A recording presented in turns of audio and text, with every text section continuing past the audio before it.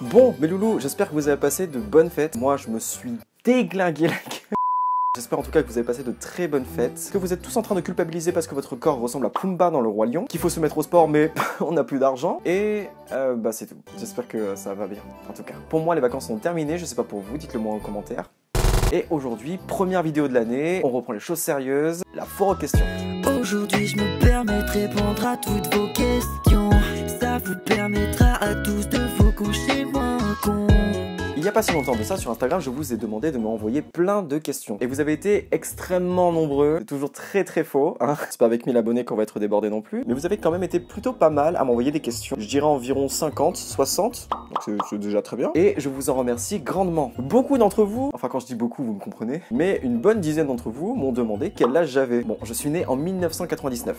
Voilà, je sais pas si ça va vous aider pour quoi que ce soit. Donc 1999, en fonction de la période où vous regardez la vidéo, mais à l'heure où la vidéo sort, j'ai 23 ans. Quel est ton parcours? Alors c'est une bonne question déjà, parce que je me suis jamais présenté en fait, je viens de... Mais sinon, pour commencer, j'ai débuté ma formation juste après le bac, hein, par une formation en bande dessinée et manga qui s'est faite à l'école Ligne Formation. C'est une école qui se fait à distance, voilà, donc c'est parfait pour pouvoir travailler à côté. On avait des devoirs et tout machin. J'en parlerai dans une prochaine vidéo, si ça vous intéresse en tout cas, n'hésitez pas à me le dire dans les commentaires.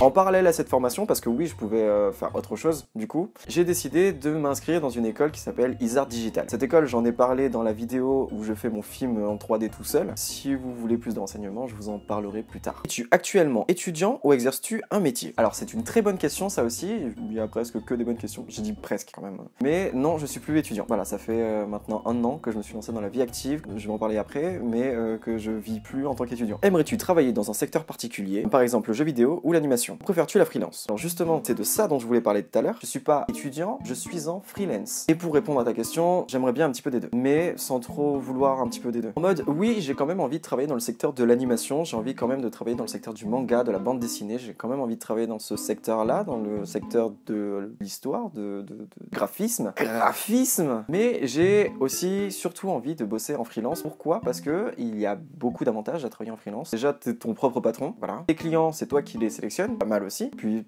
c'est la liberté, surtout. Enfin, la liberté, façon de parler hein, quand même. Mais oui, c'est quand même une bonne façon de débuter sa carrière professionnelle, voilà. J'ai aujourd'hui ma micro-entreprise, Multi. Quel est ton objectif à atteindre? Mon objectif, ça va être de partager un maximum d'artistes. Voilà, je me suis rendu compte, en fait, il y a pas si longtemps que ça, que l'art, en général, c'est super vaste, d'accord? Moi, je suis illustrateur, mais pas que. Je suis aussi musicien et danseur. Et en fait, je me passionne pour tout ce qui approche de près ou de loin à l'art. Et ouais, j'ai juste envie, en fait, de partager potentiels futurs artistes qui vont, voilà, faire grandir aussi la société, qui vont faire grandir le monde dans lequel on vit. Ça aussi, j'espère avoir un rôle là-dedans, en tout cas. Mon objectif principal, c'est ça. Depuis quand dessines-tu? Je dessine depuis que je suis tout petit, comme beaucoup de gens, mais moi, c'est vraiment tout petit. Genre, j'ai dû commencer vers 3-4 ans. Mon père m'avait acheté un tableau. Tu sais, les tableaux où t'écris comme un débile quand t'es enfant. Voilà. Et avec mon père, devant la télé, on s'amusait à dessiner, tu vois, des poissons, des trucs qui passaient par la tête, tu vois. Et mon père m'incitait à, du coup, dessiner des poissons, des oiseaux, des dinosaures et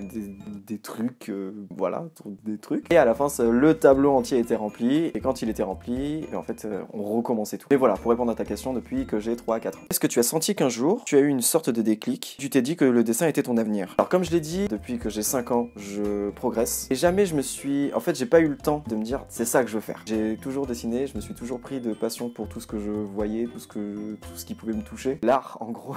Et non, en fait, j'ai jamais eu ce déclic-là, j'ai jamais eu rien en particulier qui m'a dit oui c'est ça que je veux faire machin nanani nanana. Parce que au fond de moi je pense que c'est toujours ce que j'ai voulu faire depuis que je sais tenir un crayon. Mais du haut de mes 3 ans je me suis jamais dit oui je fasse des mangas, je fasse des dessins. As-tu appris à faire des splash art dans les études ou en autodidacte? Un peu des deux, je m'explique. Quand t'es en école d'art t'apprends énormément de choses. La composition, la gestion des couleurs, les proportions, t'apprends à raconter une histoire, t'apprends plein de choses. Et ça forcément ça va t'inciter du coup à progresser en autodidacte. Parce que l'école ne t'apprend pas tout forcément. Toi en tant qu'artiste tu dois avoir tes propres références, donc tu vas voir ces références là, tu vas apprendre tout seul et tu vas le mixer avec ce que tu apprends en cours et voilà. Quel conseil donnerais-tu à des artistes qui veulent se lancer dans le milieu professionnel ou bien pour débuter? Croyez en vos rêves, écoutez personne d'autre que vous, travaillez bien, soyez fort, reculez devant rien, mettez les 2 mains sur la table. Top.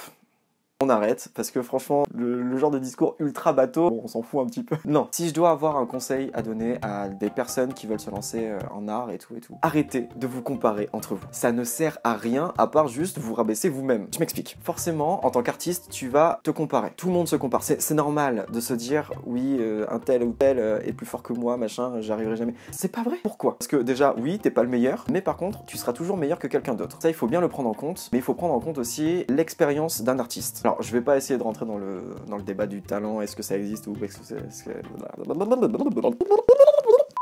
Je vais pas rentrer dans le débat de est-ce que le talent existe ou pas, nous on s'en fout de toute façon, parce que nous on parle de profession. Et voilà, pour en finir avec ce conseil là, juste ne vous comparez pas, ça ne sert à rien, juste progressez et entraidez-vous, au contraire, tu vois, juste entraidez-vous. Lee Jojo, c'est pas une question ça. Sujet sensible en art. Est-ce que les IA te stressent par rapport au futur en tant qu'artiste? C'est une super bonne question parce que figure-toi que il y a pas si longtemps j'ai tourné une vidéo sur les intelligences artificielles qui ne sortira peut-être pas, peut-être jamais, parce que voilà, en fait c'est juste un sujet qui me barbe un petit peu. C'est important d'en parler, c'est vrai, c'est pour ça que je vais le faire de suite. Alors déjà, pour répondre à ta question, non, ça me stresse pas du tout. En fait, les intelligences artificielles ne sont rien sans nous. En fait, elles pondent des trucs qui sont morts. Enfin, vous le voyez peut-être pas, mais moi je le vois. Le seul point en fait qui me chagrine là-dessus, ça va être d'un point de vue moral. Dans le sens où, en tant qu'artiste professionnel, tu peux te permettre d'utiliser une intelligence artificielle si tu l'utilises correctement. Si tu ne vois quasiment aucune trace derrière d'un autre artiste, par exemple, parce que oui, pour les personnes qui ne le savent pas, les intelligences artificielles font du vol. L'intelligence artificielle va prendre des images déjà existantes, que ce soit des photographies, que ce soit des illustrations. J'ai pu être victime d'une intelligence artificielle, je ne le sais pas. Et je sais qu'il y a beaucoup d'artistes, tu vois, qui sont contre ça, que je comprends totalement, parce que finalement, il n'y a aucun consentement de la part de n'importe quel artiste, et ça, forcément, voilà. Donc ça, voilà, d'un point de vue moral, c'est pas top. Après, voilà, si on l'utilise comme un outil, qu'on génère des images et qu'on, je sais pas, soit on repasse à fond dessus, on change d'autres trucs, on le mélange avec d'autres machins, on fait du photobashing finalement, mélangé avec un petit peu de photomontage encore plus, et puis du matte painting, comment ça s'appelle, et d'autres techniques, ben on peut arriver à des illustrations qui peuvent être pas mal. Je sais pas ce que vous en pensez, oui c'est sensible comme sujet, parce qu'il y en a plein qui sont pas d'accord, il y en a plein qui sont d'accord, mais merci en tout cas pour ta question. Ah oui, et aussi, vous payez les applications. Si vous faites ce genre de clichés grâce aux intelligences artificielles, ne les faites pas, vraiment, ne les faites pas, parce que déjà vous payez, voilà, vous payez, et l'argent n'est pas reversé aux artistes à qui ça a pompé le bordel. Après, je me doute bien que le cerveau humain fait pareil, que voilà, le cerveau humain pompe d'autres trucs à droite à gauche et s'en sert pour se créer un autre truc. Je sais, c'est un sujet beaucoup trop sensible, ça mériterait une vidéo entière, mais ça, on verra plus tard. Est-ce que tu as de gros projets artistiques en vue? Alors oui, j'ai de très gros projets artistiques, mais je peux pas trop en dire pour le moment, voilà, parce que ça reste quand même des gros projets pour une seule personne. Mais c'est vrai que faire un petit manga, ça me déplairait pas. Après, je sais que j'ai d'autres projets plus cinématographiques, dans le style créer une princesse Disney. Je crois que j'ai commencé à faire un truc, mais je crois pas que j'ai fini. Créer un héros Marvel de A à Z avec les costumes et tout. Le tourner en prise de vue réelle avec des vrais effets spéciaux. Et pareil, c'est un très gros projet. Au moment, je m'avance beaucoup, mais je sais qu'il y a du lourd qui peut arriver à tout moment. Enfin, quand je dis à tout moment, c'est peut-être... C'est quoi des métiers en ce moment? T'as l'air de faire plein de choses. Alors oui, je fais énormément de choses. C'est pour ça aussi que j'arrive pas à tenir forcément le rythme hebdomadaire des vidéos. Mais en dehors de faire des vidéos, je travaille sur des projets artistiques. Je fais plein de commandes. J'ai pas le droit d'en parler, là, donc j'en parlerai pas. Et puis, il y a beaucoup trop de choses. Je suis photographe, je suis monteur, je suis illustrateur, animateur et designer pour des fringues. Et ça, on en reparlera plus tard aussi. Pourquoi la vie? Qui est la best bro? Il y a peut-être un concept de vidéo à faire. En mode, qui est la best bro? On ferait un énorme ring avec mes potes qui se fracassent entre eux. C'est moi la merde. Tu as de super concepts de vidéos, où trouves-tu l'inspiration? Pour mon inspiration, je pense que j'ai une inspiration involontaire, dans le sens où je m'inspire, mais sans m'en rendre compte de ce qui m'entoure. Mais je pense aussi que mes potes, ou ceux qui regardent mes vidéos, en me disant « Eh, ça c'est pas mal, tu devrais essayer de faire ci, ça me donne des idées forcément. » Et après, t'as tout le contenu qui va être sur YouTube, qui va être sur TikTok, qui va être sur Instagram, avec des défis artistiques, des gens que je suis, qui m'inspirent. D'ailleurs, je devrais peut-être faire une vidéo aussi sur mes inspirations, ça serait super intéressant. Voilà, tu vois, par exemple, exemple, je viens de trouver une idée de vidéo, voilà. Après, je note tout et il n'y a rien qui sort. Parce que c'est super complexe en fait de tout faire. Si tu voyais certains projets, tu te dis ah putain. Et après, pour mon inspiration personnelle, pour les contenus d'art, ça va être ArtStation et Pinterest. Ça t'arrive d'avoir le syndrome de la page blanche. Comment tu fais pour y remédier? Super bonne question ça. Oui, j'ai le syndrome de la page blanche. Comme beaucoup d'artistes, pour ne pas dire tous. Mais ouais, j'ai ce problème. Maintenant, comment je fais pour y remédier? Je prends un grand bol de lait. Non, pas du tout. Je prends un grand bol d'air frais. Je m'aère la tête en fait. Quand je dis je m'aère la tête, c'est pas je vais dehors, je vais me fumer une... Non, en fait, je fais une pause sur mon travail. Tant pis, je reprends le lendemain. Et des fois, ça peut m'arriver de faire des breaks de plusieurs jours, de plusieurs semaines. C'est un peu frustrant d'ailleurs parce que t'arrives à rien. Et c'est à chaque fois tu te dis ah c'est peut-être aujourd'hui que ça va. Non. Et le remède, selon moi, c'est de regarder ce qui t'intéresse, aller autour de toi, mais ne pas te dire voilà il faut que je sois productif, il faut que je sois productif, il faut que je... Non, juste regarde ce qui peut t'inspirer. Regarde ce qui t'a toujours inspiré depuis le début. Par exemple, personnellement, je sais que les courts-métrages de Cyprien m'inspirent énormément. Et aujourd'hui, quand je vois aussi les Squeezie, Amine Mathieu, MrBeast qui sortent des concepts de fous, malades, et bien ça, par exemple, ça m'inspire énormément. Et sans forcément m'être dit il faut que je sois productif, pour mon inspiration par exemple, ça m'inspire. Pareil pour mon inspiration, du coup je vais sur les réseaux, comme je disais, soit ArtStation, soit Pinterest, je regarde, si je kiffe, et ça me redonne envie souvent. Voilà, faites comme les intelligences artificielles finalement. Peut-on espérer te voir streamer sur Twitch ou YouTube prochainement? C'est une très bonne question. J'ai que des bonnes questions. Oui, enfin c'est en projet, mais c'est vrai que plus tard, pouvoir faire des lives où je discute avec vous, parce que j'adore ça, échanger, ça peut être trop bien. J'ai déjà fait plusieurs lives, et c'était des lives où je faisais du repassage, donc rien à voir. Mais sinon ouais, Twitch ou YouTube, il faut juste que je m'organise, que je change mon ordinateur derrière, parce que c'est une cata. C'était quoi ton plus gros défi ou ta plus grosse déception depuis que tu as commencé sur les réseaux? C'est pas l'échec des stats, c'était l'histoire des tote bags.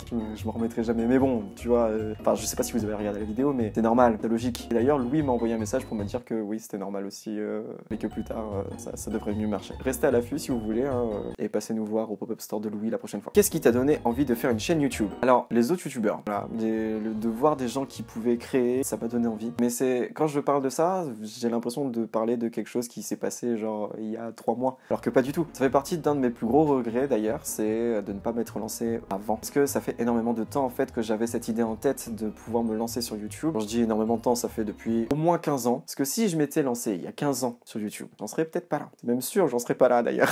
Mais sinon, pour répondre à ta question, c'est les autres créateurs d'internet. Pas forcément les youtubeurs, hein, mais ceux qui créent sur internet. Ceux-là...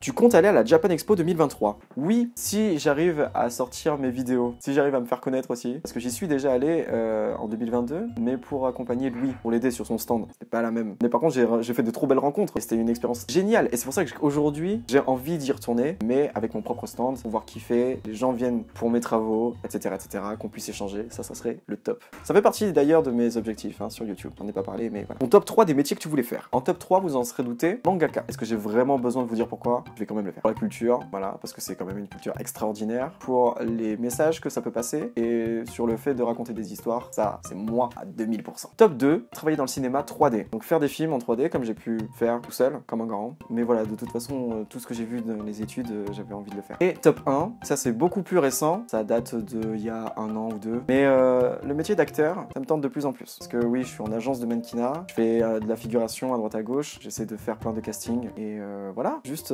être acteur, être devant, derrière la caméra. Moi j'aime raconter les choses dans tous les aspects. Donc vraiment, si vous avez des petits rôles pour moi d'ailleurs, je suis preneur. Ah, ça je dis pas dans mon gourmand. Si tu pouvais passer une journée avec une personne, Kobe Bryant, j'ai aucune idée. Vraiment. Qu'est-ce qui t'inspire le plus au quotidien? Mes potes, pratiques-tu encore la tectonique?